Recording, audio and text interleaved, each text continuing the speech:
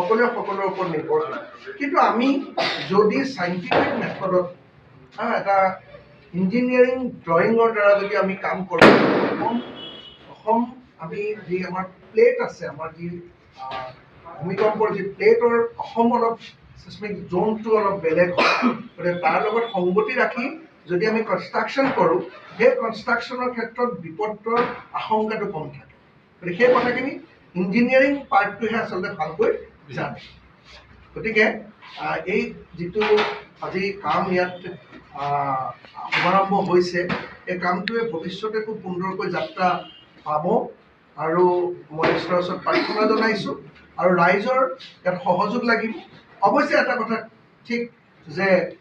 কোৱালিটিটোহে survival দিব আৰু জেনুইননেছে survival দিব